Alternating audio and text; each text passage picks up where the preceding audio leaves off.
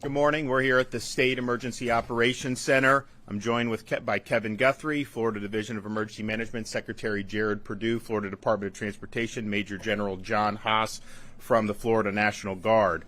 Hurricane Milton, when we were here yesterday morning, said this is a tropical storm. Might become a hurricane yesterday, but probably by today, and it became a hurricane very quickly. And so not only is it a hurricane, it's already a major hurricane, and it's now a Category 4 hurricane with maximum sustained winds at 150 miles per hour. It is expected to make landfall on the west coast of Florida sometime between Wednesday evening or perhaps even very early on Thursday. This has gone slower than the projections were in terms of the how it's moving towards Florida. And if that continues, it's going to push back when landfall will happen. Of course, you can see impacts prior to the eye wall making landfall. We have made a pre-landfall declaration request to FEMA for support, and Kevin has been working with the administrator, and we anticipate positive approval on that. We have 51 counties in Florida currently under a state of emergency. The executive order that I signed over the weekend also orders all disaster debris management sites and landfills to be open 24/7 in the lead up to Hurricane Milton. We had a lot of debris left from Hurricane Helene on Florida's Gulf Coast. That creates a huge hazard if you have a major hurricane hit in that area this week. So we've marshaled state assets to be able to help with that mission, and we're going to continue to do that until it's safe, until it's no longer safe to do so. So we do have a Category 4 hurricane. It is currently located 745 miles southwest of Tampa. It has not moved terribly quickly, but that obviously could change going forward. Storm surge watch has been issued for the Florida Gulf Coast from mainland Monroe County northward to the Suwannee River, the Dixie-Levy County line. 8 to 12 feet peak storm surge is potential for northern Pinellas all the way down to Charlotte, including in Tampa Bay. 5 to 10 feet peak storm surge is possible from Yankeetown southward to the Pasco-Pinellas County line and from Englewood southward to Bonita Beach, including Charlotte Harbor. Hurricane watches have been issued for portions of west central Florida and Florida's Nature Coast. Tropical storm watches extend further south and north through southwest Florida and the Keys and along portions of the Florida Panhandle. Division of Emergency Management is busy facilitating hundreds of resource requests from communities as we prepare for the impacts. We've already sent major truckloads of food and water to Central Florida in preparation for points of distribution sites after the storm. We're also coordinating the deployment of more than 2,000 feet of flood protection systems and prioritizing critical infrastructure like hospitals, wastewater treatment facilities, and electrical infrastructure. We've deployed a flood barrier around a water pumping station in Bradenton, a fire station in Hillsborough, and more en route to the courthouse in Charlotte County, hospital in Kissimmee, master pump station in St. Pete, and a community resource center in Hernando County. We've also deployed generators to support special needs sheltering operations. And of course, Starlink Internet. All counties have access to that, and we're deploying more as needed. More than 200 ambulances and more than 30 paratransits are in Central Florida footprint, ready to support first responder operations. And as I previously noted, we've ramped up our support of debris removal. That's a 24/7 round-the-clock mission. The state of Florida is amassing significant amount of fuel reserves ahead of Milton, and we're staging it to be utilized as needed. These quantities include 415,000 gallons of diesel, 389,000 gallons of gasoline, and an additional 1.5 million gallons of both diesel and gasoline are currently en route. I know there's different things that are being said, but all fuel continues to arrive at Florida ports. There has not been an interruption of that. I know people are going to fill up their gas tanks, which is a good thing. There's more lines than maybe that we're used to on some of these, but there has not been an interruption in fuel deliveries, and all the ports are checked in on that. Local officials and their vendors must continue debris removal efforts for those areas that are in the potential path of this storm. My executive order requires debris landfill and dump sites to remain open 24/7 to accept debris from Hurricane Helene. We need as much of this debris picked up as possible. This creates a safety hazard, and it also will increase the damage that Milton could do with flying debris. All local entities should comply with this order and work around the clock to accomplish this mission. We have deployed major assets to help, but yet, last night in Pinellas County, there were 300 vehicles. Some of them were state vehicles, but also a lot of private pickup trucks and vehicles who were bringing debris. That's helpful. They should be doing that, and yet one of the gates was locked. There was no one manning it. And so we had this massive line of cars waiting to drop off debris, which is a good thing.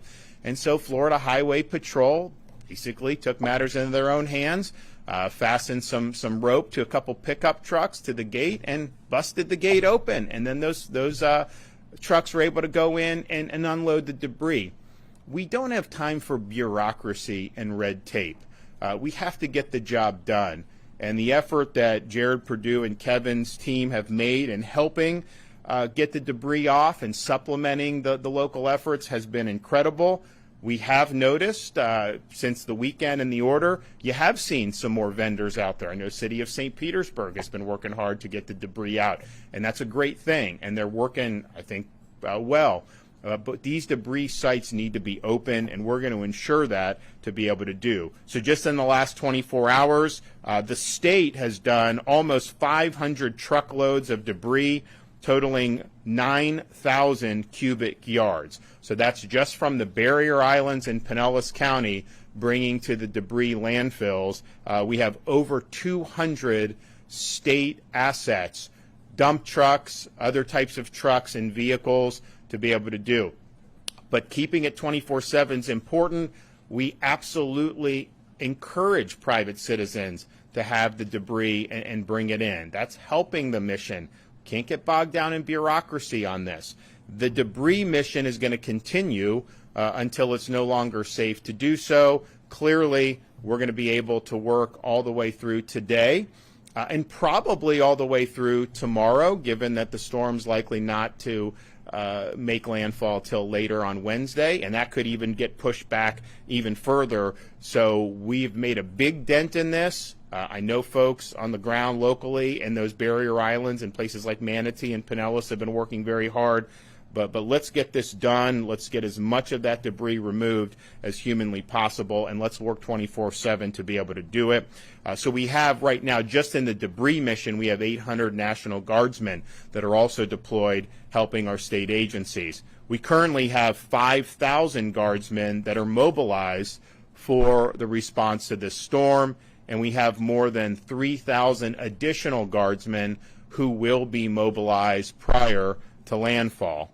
The National Guard is also deploying heavy equipment to assist with debris removal, including Army and Air Force horizontal construction units, tactical high water vehicles, dump trucks, and front-end loaders. Linemen and power restoration resources are being marshaled in advance of the storm. This is a storm, the path of this storm that would hit the western part of the Florida Peninsula, then go all the way across the peninsula and exit in the Atlantic Ocean. That's going to impact a lot of different utilities. We've spoken to most of them, and they're working to get people here. If you look, we had Helene, and there were 2.4 million restorations, but 99.9% were back within a few days. There's still hundreds of thousands of people without power in some of these other states that got hit by Helene. So there are crews working there, but they're bringing people in from far and wide to be able to respond accordingly. This path of this storm, we don't know exactly how it's going to go. I know they say the eye is going to go here or here. That can move. When you're talking about 30, 40, 50 miles north or south, will make a huge difference in terms of who gets the worst surge, how much power is ended up taken out. And so we have no way of knowing how that's going to shake out. So the resources are being brought in, and the power restoration effort will begin as soon as it's safe to do so. Again, I made this point yesterday, but all of our assets that we had lent to assist in North Carolina are here in the state of Florida. We have a temporary base camp at Tropicana Field to support not just the debris operations, but any post-landfall first responding operations. So we have landfall is going to happen probably sometime later Wednesday, maybe early Thursday, and it could potentially speed up, and so maybe it'll be a little earlier than that. It could continue slowing. Maybe it'll be a little less, but there is going to be a landfall in the middle of this week. Monday morning, where we are today, you have time to execute your plan, but you got to do it now. There have been some evacuations that have been issued. There's going to be a flurry of them today.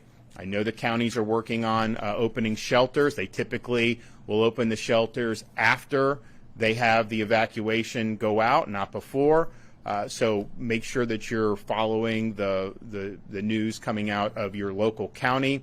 But all these barrier islands, all these areas that would be susceptible to this storm surge that's up and down the west coast of Florida, you should assume that there's going to be some form of evacuations that are going to be issued by your local county officials. That is going to happen when you have the potential for storm surge of this magnitude. We also have a storm that's already very powerful. Now, the forecasts are that it's going to peak before it reaches landfall, and then weaken. It's still going to be a strong storm, but we don't know that that's necessarily going to happen. And so this is something that's going to be really, really significant one way or another. But you have time to be able to do this today. And again, you don't have to evacuate hundreds of miles. If you're in those barrier islands, if you're in areas that are susceptible to storm surge, you go to areas that are not susceptible to that. Every county has places within them where you can go to. Maybe it's a friend's house, maybe it's a hotel, maybe it's a shelter. We have the ability to withstand wind in Florida with most of our buildings, and nothing would be designated as a shelter if it couldn't withstand that. So that's an option, especially if you're not comfortable getting on the road and traveling a great distance. You don't have to do that. And you're going to see shelters open in all these counties. Kevin is working on supplementing that from the state if there's a need to have more, particularly in Central Florida. So we'll do that. But you have an opportunity today to do what you need to do to execute this plan. You have time today, but do it. But time is going to start running out very, very soon. We are effective at 10:30 a.m. We are suspending all tolls in western part of Central Florida into Central Florida as well as Alligator Alley. People sometimes will say, where do you evacuate to? They just want to get out. They don't want to just stay local, and they want to get out. Well, I think that probably the easiest route would probably be to go north if you're in Central Florida, because the way the storm looks, it looks like it's going to have more of an impact on Central and Southern Florida. Most of these places in Tallahassee and Northern Florida likely aren't going to see as significant of impacts. But be that as it may, just understand that if they have a storm going into the greater Tampa Bay area now, it is possible that could shift further south. So if you do evacuate south, you may be ending up going to where you're going to have a lot of the storm anyways. We saw that with Hurricane Ian, so just be mindful of that. But again, you don't have to go hundreds of miles. That is not required. Any place that's going to be open as a shelter, Florida hotels that are built within the last however many 20, 30 years are all going to be able to withstand hurricane force winds. Sandbag locations are open in multiple counties in South and Central Florida. Check your county's EM page to find out where those locations are. You can find your county's emergency management page by going to floridadisaster.org/counties, floridadisaster.org/counties, and you have that local EM page that will tell you about any local evacuation orders that are made. But know your zone, know where you are. The bad thing about having a storm right on top is we have these logistical challenges. The one thing people have with Helene, they know if they got a lot of storm surge with Helene, very well may get even more with this storm. So don't mess with the storm surge and do what you need to do to keep yourself and your family safe. we're going to be continuing to work around the clock here at the Emergency Operations Center. We're doing all the things that we would normally do, but then obviously we have this debris removal mission that we've dived into to be able to help these local communities that have all this. It's going well, but we need to keep doing on that. Okay, Kevin Guthrie will come up and give an update. Thank you, Governor. Thank you for once again supporting the division, the State Emergency Response Team, as we respond to Hurricane Milton. The State Emergency Response Team continues to work on more than 600 mission requests received from our counties. Residents should begin finalizing your disaster plans, and if your plan calls for you to evacuate, you should do so today. Many of the counties are going to issue their evacuation orders today. Some of them, for example, Pasco County, will start at 10 a.m. this morning. Others will be Pinellas County, I believe, at 2 p.m. this afternoon, and still others will have varying times. You may ask why the varying times. Each county's population is factored into that, so the clearance times is what they will be making those decisions based on. So those evacuation orders will be going out today. I would highly recommend, if anybody has the means to do so, you have the capability of going to a hotel, staying with friends and families, get on the road today, wherever that might be.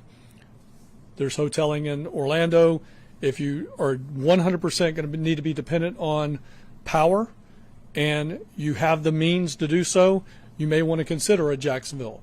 It's likely that Jacksonville will not experience any type of power outage. So if you've got to be guaranteed power and you have the financial means, you may want to consider something a little bit further away. However, for those that do not, shelters will be opening. We recommend that you start moving towards a shelter. Shelter capacity will be limited. You heard the governor say that we are going to work on supplemental sheltering. We have identified state buildings. We have identified vacant buildings across the entire footprint of Florida that we will be opening up additional shelters when school buildings and other shelters, traditional shelters, start to reach their capacity.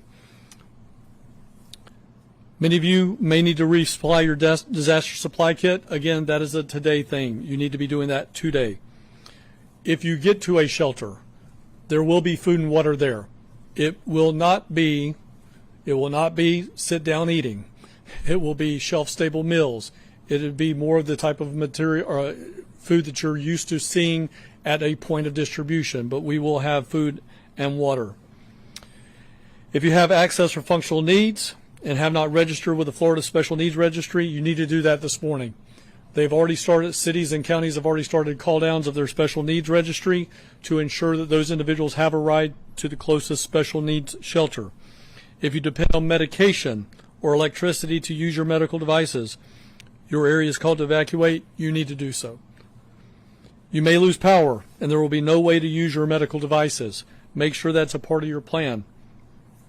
The National Hurricane Center released new storm surge values as of 8 a.m. this morning. They issued a special advisory at 9 that the governor's already talked about, where the hurricane force winds are now Category 4. However, I'm going to draw your attention to something we did for you this morning. Everybody likes visuals. 5 feet and 10 feet. The ceiling in here is 10'8". We're talking about storm surge values higher than the ceiling. Please, if you're in the Tampa Bay area, you need to evacuate. If they have called for your evacuation order, I beg you, I implore you to evacuate. Drowning deaths due to storm surge are 100% preventable if you leave. We had situations where people died of drowning in Hurricane Ian. Had they just gone across the bridge from Estero Bay, Sanibel Island, and so on, just across the bridge to the first available shelter that had capacity, they'd still be alive today. Please remember that counties will call for these evacuation orders, and we will likely be seeing those today, as I've already mentioned. If you need to evacuate, we want you to evacuate out, not up. After I made the comment last night, my brother-in-law called me and said, in fact, for Hurricane Helene, we have 380 elevators that are not working in the greater Tampa Bay area. Elevators are going to go down. You're not going to be able to get down the elevators. If you are dependent on elevator usage versus stairs, you need to make that a part of your evacuation plan. If you cannot get down those stairs, you need to evacuate. Evacuate out, not up. You can visit floridadisaster.org/know to determine if you live in an evacuation zone. Your gas tank and electric vehicle only need to be halfway full. Get the gas, get as much as you need to get to where you're going. If you're in an evacuation zone, you need evacuation assistance, please call this number, 1-800-729-3413. That's 1-800-729-3413. That's for all residents.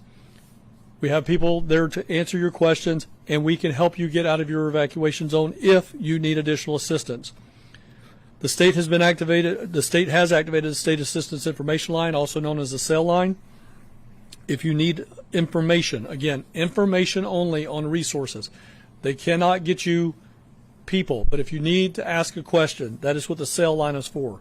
1-800-342-3557.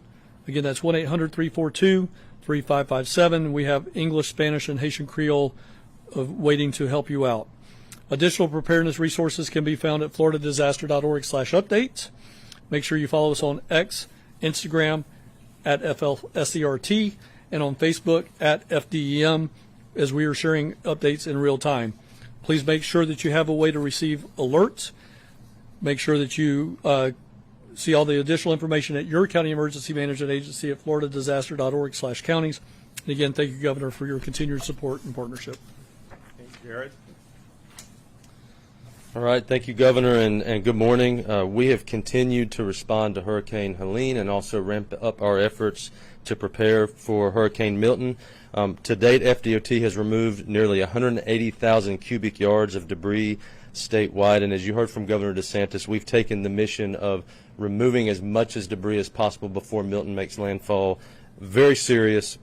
We've mobilized every available state asset and resource to do just this. It's been a partnership between FDOT, DEM, Florida Department of Agriculture, the National Guard, and the State Guard. We have a lot of people on the ground. We have a lot of equipment on the ground. We have continued to remove debris. It is really important that everybody understand we're in this thing together. As you heard from the Governor, we saw a lot of private property owners bringing debris to landfills throughout the night last night. We highly encourage that.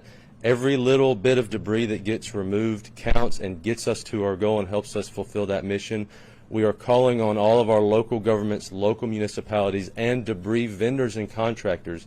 If you have available resources and available assets, please deploy those. Join us. Join state employees and our asset deployment of all of our equipment to remove debris in Pinellas, Manatee specifically, where they were hit hard by Helene.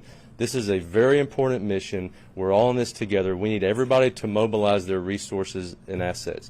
As you've heard from the Governor, throughout the day yesterday, we moved a lot of debris. We're going to continue working until it's no longer safe to do so, and our goal, again, is to remove as much debris as we can possibly remove before Hurricane Milton makes landfall. As you heard from the Governor, we are preparing to suspend tolls effective at 10:30 a.m. this morning for West Florida, Central Florida, and Alligator Alley to help facilitate those evacuations. We have seen people begin to leave already, which is a good thing. You need to leave early. If you're within those low-lying areas where storm surge could impact you, the earlier you leave, the better. It's going to help with traffic, it's going to help with evacuations, and it will make your trip a lot easier. We've seen increased volumes on I-75 and I-4. We're continuing to watch traffic live with our 10 regional traffic management centers across the state. They operate 24/7. We've increased the number and frequency of our Road Ranger Service Patrol and Motorist Aid to facilitate those evacuations. They do have the ability to aid motorists with fuel, water, and also remove stranded or idle vehicles out of the travelway. We've also prepared our shoulders for what we call emergency shoulder use. As volumes pick up and speeds lower for the interstate facilities, we then begin to implement what's known as emergency shoulder use, and we open up the shoulders of our interstates for live traffic. We do that when the speeds get down to around 40 miles per hour. We have a partnership with Florida Highway Patrol, and they go out there, the troopers go out there live real time and assist people in getting on the shoulder to help relieve congestion. We've used this in multiple storms. We used it for Hurricane Irma. We used it for Hurricane Ian. It was very successful, and so we're prepared and ready to do that as volumes continue to pick up. A lot of rain has already fallen across the state of Florida. The ground is saturated. More rain is anticipated to fall before Hurricane Milton makes landfall. So in terms of transportation, we are anticipating a vegetative debris event. We're ramping up our resources for cut and toss and clearing roads. We're preparing all of our drainage structures and drainage systems, cleaning those out. We encourage all of our local governments, our counties, local municipalities to do the same thing so that we can get roads back open as quickly as possible. We're watching very closely our bridges and low-lying roads in coastal areas, and also our bridges and low-lying roads around rivers, creeks, and streams inland with the amount of rainfall that's coming in. And we're going to be prepared to deploy damage assessment teams and effect emergency temporary repairs immediately after the storm passes through based on what we see and find. We're staging generators for traffic signal power. We're staging pumps for potential flooding, and we're going to be ready to roll and ready to respond as soon as Hurricane Milton passes through. We're committing every possible and available resource to respond to this storm. We've had over 2,000 FDOT employees actively responding to Hurricane Helene. They're going to continue working through Hurricane Milton. We are committed to getting the job done, and we're going to make sure it happens. If you need information on traffic, fl511.com is the place to get traffic information. It is updated live, real time by our traffic management centers. A lot of times during emergency preparedness and response, the third-party navigation apps sometimes don't have all of the accurate information.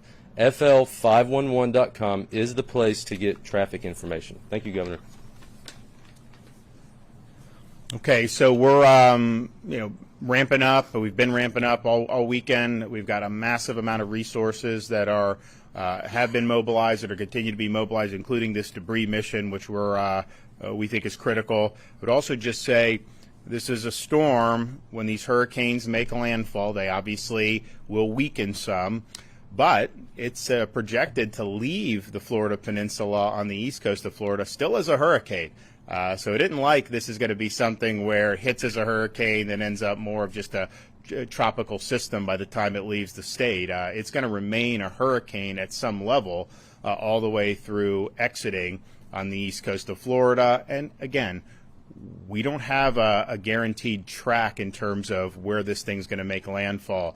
You're talking about 50 miles north, 50 miles south. That'll make a huge difference in terms of where you have the most significant impacts, and there's just no way to know right now where exactly that's going to be. And so that's why anybody on the west coast of Florida, you have the potential for major storm surge. And then if you are in the path of this on the interior part of Florida, you're going to get some strong winds. It isn't like it's just going to be a rainstorm. I mean, all the way until it exits the state, it's going to be powerful. So please take the appropriate precautions.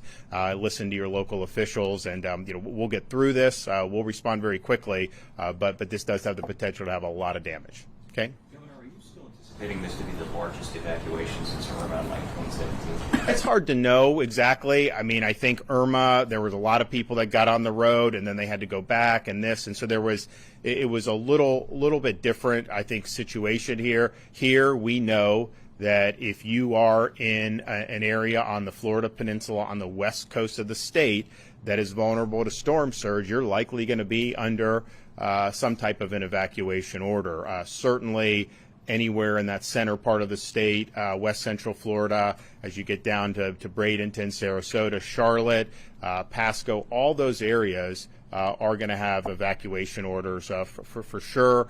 So it is going to be a significant number of people. We'll see exactly how that shakes out, but it's a major issue because of we have a storm that could hit in different spots. I mean, that's just the reality that we're dealing with. I mean, if we knew exactly where it was going to hit, you probably would evacuate fewer people, but we don't know that.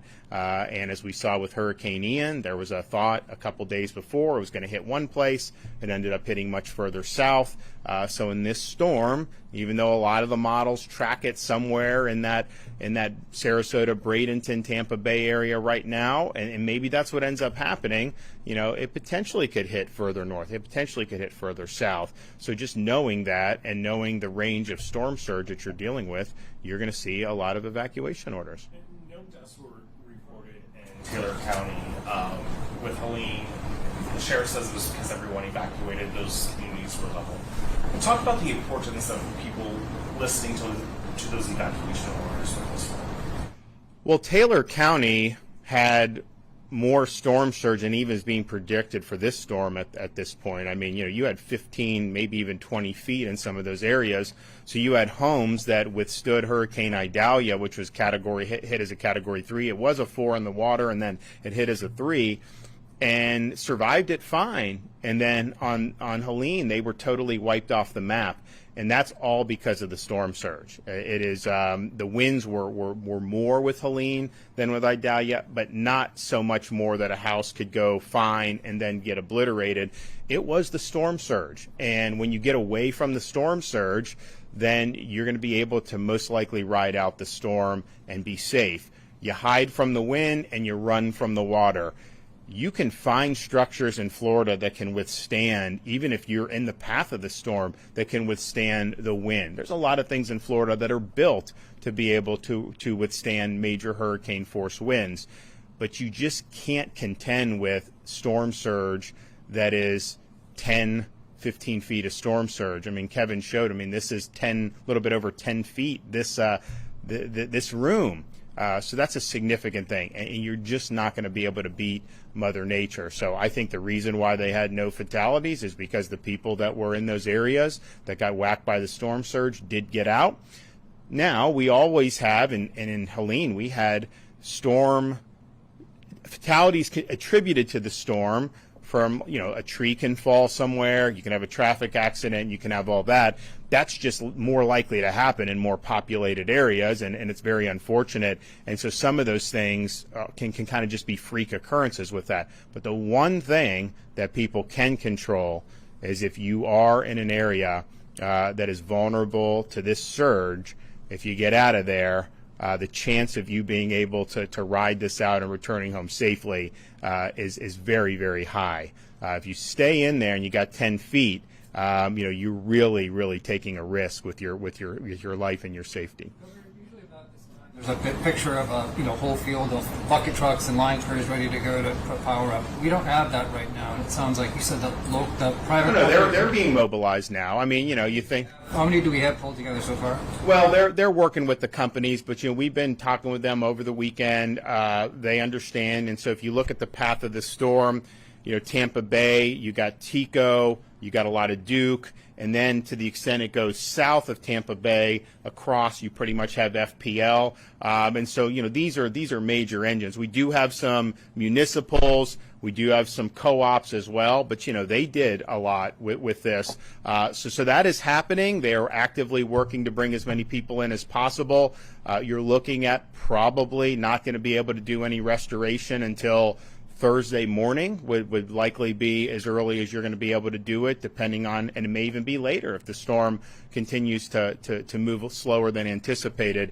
But they are all actively bringing people in, and I think you're going to continue to see more and more people brought into the state over the next few days. They're looking to bring mine workers in from the western United States because there's so much committed to the Carolinas after Helene. Is there a problem with just finding enough mine workers now to come in and do that work? Well, they are bringing people from further away from Florida than traditionally, because we still have hundreds of thousands of people without power in other parts of the country, other parts of the Southeast. So you do have a lot of people that are working in those areas. That's just the reality. I mean, they're not going to likely take someone off a job that's there and bring them back until that job is finished. But I do know, and I spoke with FPL personally, they're committed to bringing people in from where they need to be able to get the job done. But obviously, it's more challenging to do that when you just had a hurricane that knocked out power for. I mean, you still have hundreds of thousands of folks in, I think, the Carolinas and Georgia, but certainly North Carolina, that don't have power. Florida, we had a very rapid restoration, but that was not, I think, replicated in those states, and so you got a lot of people there. But if you got to bring them in from Texas, New Mexico, Arizona, all those places, they're going to do it. Obviously, we support the mutual aid from the emergency management perspective, and we'll continue to provide support for mutual aid. Pretty much all of our outfits at this point welcome the mutual aid. That wasn't true a few years ago. Now I think it is, and I think that there's a better posture overall for that. But you had a lot of power outages throughout the southeastern United States. That wasn't even 2 weeks ago. I mean, this hit Thursday, 2 weeks ago. I mean, so this is that is ongoing. And honestly, I think people, been through these storms recently in Florida. The norm is that people are without power for 3 weeks, a month, 5 weeks. I mean, that's the norm in these hurricanes. I think our efforts to really front load this and go quickly and working with the utilities that's not the norm in terms of how these things are going. So the fact that you still have people there is not surprising to me at all. But I'm glad that the mission here was completed in record time. I know that's going to be helpful for those. And if we hadn't have pre-staged before Helene, you could be in a situation where you're having massive restoration efforts still ongoing in the state of Florida just for Helene. So fortunately, that is 99.9% of that was complete, and we're ready for the next one. Flex you're anticipating on elections, given that today's the last day to register to vote or anything like that? Not in terms of voter registration. I mean, people can register today, and then that's that. There's nothing inhibiting you registering today. The storm has not hit yet. Now, after the storm, we will see what damage is there, and if I have to do a similar executive order that I did in Ian and that I did for Helene, we're happy to do it, but we're not going to change any registration deadline. You can register today, and there's no reason to open that up. One of the things that happened in Hurricane Irma was Governor Scott at the time closed all public schools to have them open as shelters. Now, I don't know if you need to do all of them, but you anticipate closing schools in areas that may not be affected just to have them open as shelters? So what we are going to, and Kevin can talk a little bit more about that, we already have places that are outside the path of the storm that have volunteered to provide sheltering. Some of that may be schools, some of that may be other things. And so you could see in the Panhandle, for example, you could see options for people that'll do. I think, and Kevin, do you want to address it? I mean, I think, Kevin, so you're going to see schools closure in the path of the storm for sure.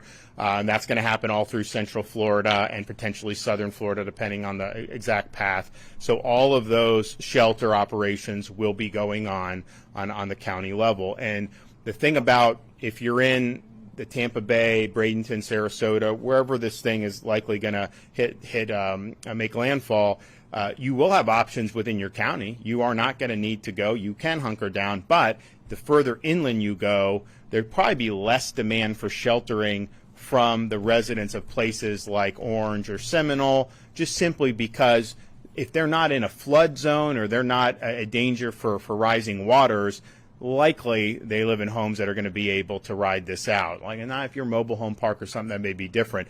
So I would anticipate there being more of a demand for sheltering on the coast. And then with Kevin's mission of, if there's an abandoned J.C. Penney, they're going to go in, they're going to give that an option, and that'll be local so that people don't have to drive very hard. So this is a contingency that they've had planned for a long time. So they've been working this for many days as soon as we saw that there was likely going to be a storm. So there'll be a lot of different options, but if there does need to be sheltering in other areas outside, I know there's already been counties that have raised their hand and say they want to do that. I don't need to add anything to Okay. that, sir. Yep. There's miles and miles of debris along the side of the road in Pinellas County. How would you describe the potential danger if you're not able to get a lot of that out of the way before the So storm? the debris in Pinellas, well, I can tell you the danger is less than it would have been had we not mobilized all these state assets. We saw this as something, and in fact, Kevin and I have been saying we want to be helpful with debris in ways that we can be. Obviously, this is a local responsibility to pick up the stuff on the roads. And Kevin and I both really urged all the local governments, have those debris contracts ready. As soon as Helene passes, you got to go. And I think a lot of them did do that. But if you're looking at what we've done to have, what is it, 8,000 or 9,000 cubic, just cubic yards of debris that just our trucks have done, I mean, that's made a huge difference. And in fact, there's videos about all these dump trucks just moving through the Pinellas beaches, carrying all this stuff. They have escorts and all this. And so this was something that we recognized as a danger that could exacerbate the impacts of the storm. And think about it.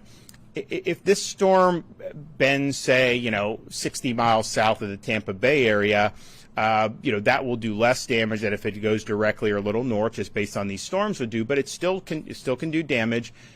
But just think about if there's additional damage from flying debris, you could end up having way worse damage than you otherwise would have because of that. So that's why we did it. That's why when we did the executive order, we said 24/7 debris pickup and being able to have these landfills be open. We did the executive order on Saturday, and what happened over the night? It was closed. So what did we do?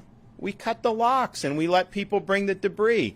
Overnight yesterday, what did we have? We had hundreds of cars, not just state vehicles, not just private contractors. We had private citizens loading up their F-250s with debris to bring it. That's helping. That's a public service for them to do that. And the gate was closed and there was no one manning it. So we opened it and got it going. So the debris is something that 24/7 we need all hands on deck. We've made a huge dent in the debris, but there's a lot of it, and particularly Pinellas, Manatee, Barrier Islands, it is a hazard. And so that's why we need to go all day, all through the night, tomorrow as long as possible. I think you're probably going to be able to go all day on Tuesday, given that the storm's likely not going to get here in full till Wednesday evening, and maybe it'll continue to slow. Who knows?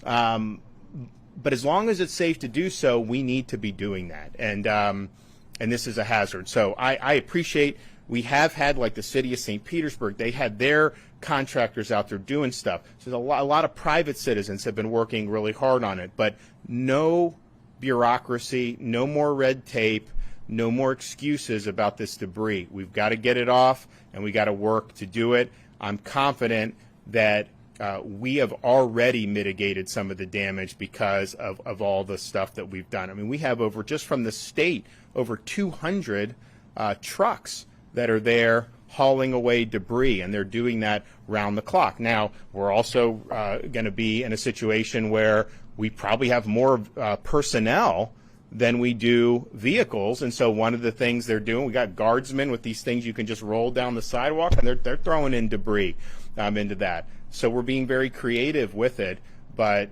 let's have all governments, local and county, on the west coast of Florida, get into this debris removal right now if you haven't done it full tilt, and let's run this all the way through to mitigate damage. The debris removal, if the state, Director Guthrie's mentioned the state was monitoring this for about 2 weeks, the possibility of Milton, why deploy those forces to North Carolina, to Tennessee, instead of starting that debris removal earlier? Because when we have storms, people help the state of Florida. And you had people that were dying in the mountains there, and we're all Americans, and we step up and we do the right thing. None of the resources we did are debris removal. This is search and rescue. These are Chinook helicopters. These are things that have nothing to do with picking up debris. And oh, by the way, the debris, and we stressed this from before Helene, the debris is a local responsibility. That's why we apply when we do the declarations and we try to get FEMA assistance. A big part of that FEMA assistance is reimbursing for the debris removal for the local governments. That was true with Michael. That was true with Hurricane Ian. So there's not a relation between removing debris and conducting search and rescue, but we've had a lot of support over the years from other states. I'm sure there's states that are probably sending some help our way now in anticipation of Milton. And I haven't gotten a brief on that, but I'm almost positive that that's happening. And that's just what we do. When we've sent people to California, we've sent people to the Heartland, we've sent people around the country just since I've been governor. you had a humanitarian disaster there. Fortunately, our search and rescues were very efficient. We had no demand for it, and our guys saved lives there. We have helped Floridians who were still there, but we helped a lot of North Carolinians who needed help and in some respects had been abandoned. So that was a successful mission. That was something that really made a difference, and I can tell you that all those assets are ready to go should we need that in the state of Florida, and hopefully we don't need a lot of rescues, but they will be ready to go if they need it. Follow up to that, do you worry that our resources being out there will kind of hinder? There's no resources up there. There's no resources up there at all. None. So, you can't do a search and rescue before the storm hits, right? So all those search and rescue folks, all the stuff, it's all back in the state of Florida. There has no impact on being able to respond to this in any way, shape, or form. I get, some people see how it, quite frankly, did not make the federal government look well to have Florida out there rescuing people before they had boots on the ground. And so I know it's kind of like a political thing for some. They want to try to act like we shouldn't have been helping. No, we did the right thing. We saved lives. We're happy to have done that, and we helped a really serious disaster. However, there's nobody there that people have been redeployed, and in reality, they would have been deactivated after Helene when the recovery efforts, search and rescue efforts were done anyways. So in some respects, it's easier to just bring them back like we did than to have to remobilize, because there is a period of time if you remobilize somebody who's not on active orders, it just takes a little longer. So everybody's there, everybody's loaded, everybody's ready to go, and so any insinuation that somehow rescuing people and saving lives in North Carolina last week has any impact on what we're doing here now is 100% false. Do you feel that the state has enough debris removal contractors on hand to clean up, I guess, now both Helene and also Milton? Well, again, the debris removal is bottom up. Okay, these are city contracts.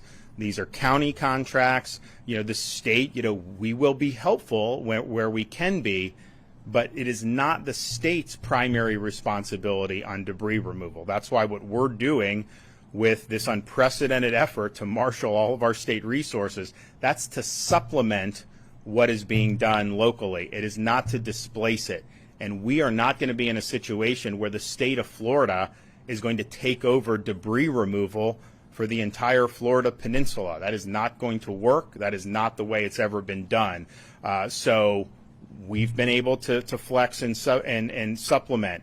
I mean, you're talking about assets and across a wide variety of agencies that this is not their primary mission, and yet they've been brought to bear to be able to get the debris off the streets. But it is not going to be the state, when this is over, that you're relieved of your responsibility from a local government perspective to do debris. So we obviously have this mission now to clear from coastal part of Tampa Bay and the Barrier Islands.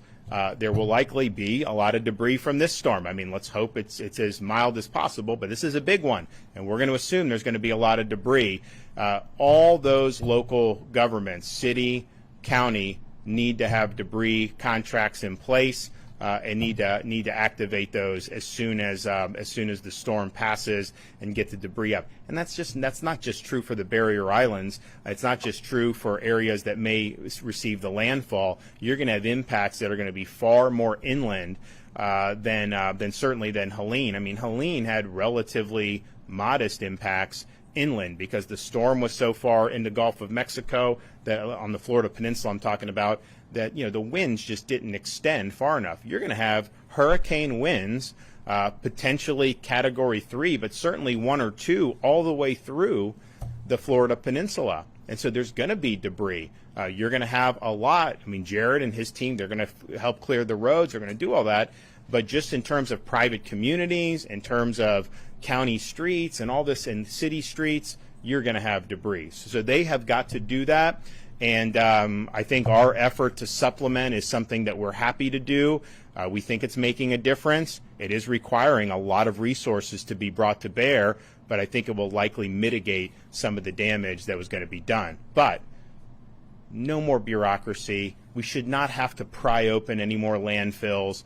Let's have this open 24/7 until it's no longer safe to do so. Get as much debris off those streets as possible so that we can mitigate damage from this upcoming storm. Governor, have you had any sense, and maybe of just hurricane fatigue from either just residents or workers, anybody that here we go again? Well, in terms of the state EOC and our agencies, we don't have time to be fatigued. I mean, it's not easy. We had folks here thinking it may hit Tallahassee. They were overnight on the initial storm for Helene, and there were crazy hours being worked. We've had a lot of very swift response. People have been engaged on the Guard, National Guard, State Guard, all these other things. So our view is that this is just what we have to deal with. I mean, we know that in the state of Florida, particularly once you get into September and the beginning of October, like you just have a higher frequency of having major hurricanes. That's historically been the truth, and we're very mindful of that. We saw the one thing brewing and a couple weeks ago, and then it was like, well, it may not be anything, and then they said maybe rainstorms. So we were monitoring that the whole time. We knew that this could be something, but there was reports that it was likely going to be something that would not rival Helene, and then things change, and so you just have to react to that. And as soon as we saw that it was going to be more than just rain and a modest tropical system, we did the state of emergency. We got everyone going. Now, residents, I think it's frustrating. I think you go through and you get 3 feet, 4 feet of water in your home. You got to muck and gut. You got to do all this stuff, and I've seen really good efforts from the residents. Going through Anna Maria, going through Madeira, some of these places, compared to what they were 4 or 5 days before I was there to now, they have made a lot of progress. People have worked really hard, got a long way to go, but then to potentially have something hit again and cause even more damage, it hurts morale. It's not easy to do. But we've had Hurricane Helene hit in a place that had a major the year before, and had a minor hurricane a month before, and those folks up there in the Big Bend, they got hit multiple times. It's not easy. You just have to be resilient, and that's what they're doing. So on this one, I think the negative is that it's happened right on the heels. We're cleaning up damage. There could be more damage, but people saw, hey, this was a hurricane that was 100 miles off the Florida peninsula when you're looking at places like Manatee and Pinellas and some of these, and yet we had really significant storm surge. So now you have now it's a Category 4. So it's already, Milton is already 10 miles per hour stronger than what Helene was at its peak. Now again, the meteorologists, they think it's going to weaken before it makes landfall, but you don't know that, and I think it's definitely going to strengthen more from the 150 over the next 24 hours. So we'll have to see. So I think the fact that they had just gone through that, probably people are like, I'm not messing with this. If I'm on one of those areas that can get whacked with the storm surge, I'm going to retreat inland. I'm going to go somewhere else. I'm going to ride out the storm away from where we would have life-threatening surge and then go back and see. And remember, in my executive order on Saturday, we make it clear that residents, the default is if residents are told to evacuate, and they do, when the storm passes, the default is they need to be able to get back to their homes as soon as possible. There are some extraordinary circumstances where it may not be safe, but we cannot just be keeping people out of their homes. I understand there's going to be damage, and you got to work through these things, but if you don't let people back into their homes quickly, that's going to make them less likely to want to evacuate in the first place. And so we've addressed that. And we'll make sure that we get you back into your homes as soon as it's possible to do so you have time to do that. So I think it's frustrating. I think people just wanted to be done with hurricane season. I always tell people, I'm like, there's just a sense that once you get to October, people think somehow the summer's over, and that we've got, and really the first 2 weeks of October historically have seen major storms. I was like, you kind of got to get to the end of October. It's not the end of season, obviously, but for majors, it's a lot less likely to happen. And so here we are. So we knew that this was a possibility. But I do think you're going to see a lot of people, when they're given the information of the potential surge, I do think they're going to make the decision to leave and then to come back when the storm passes.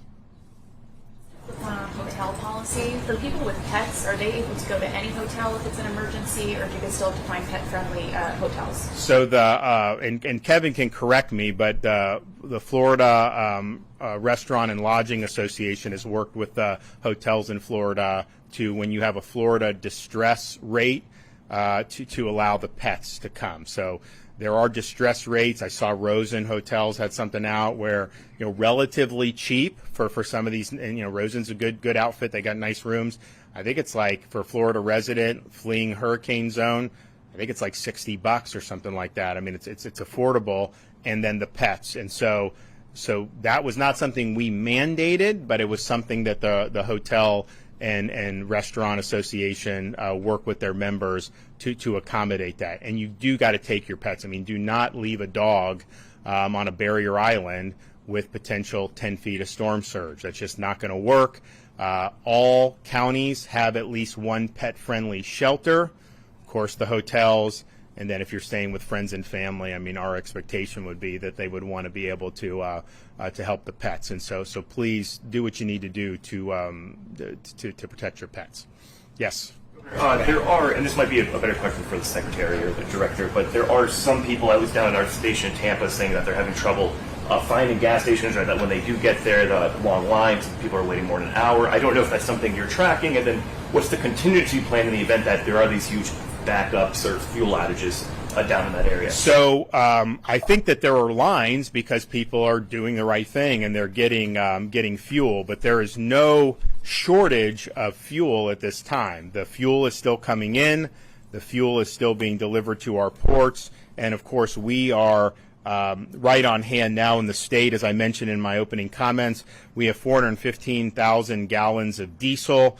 We have almost 390,000 gallons of gasoline, and we have an additional 1.5 million gallons of both diesel and gasoline that are en route to the state of Florida. And so should that be needed, that fuel will be there.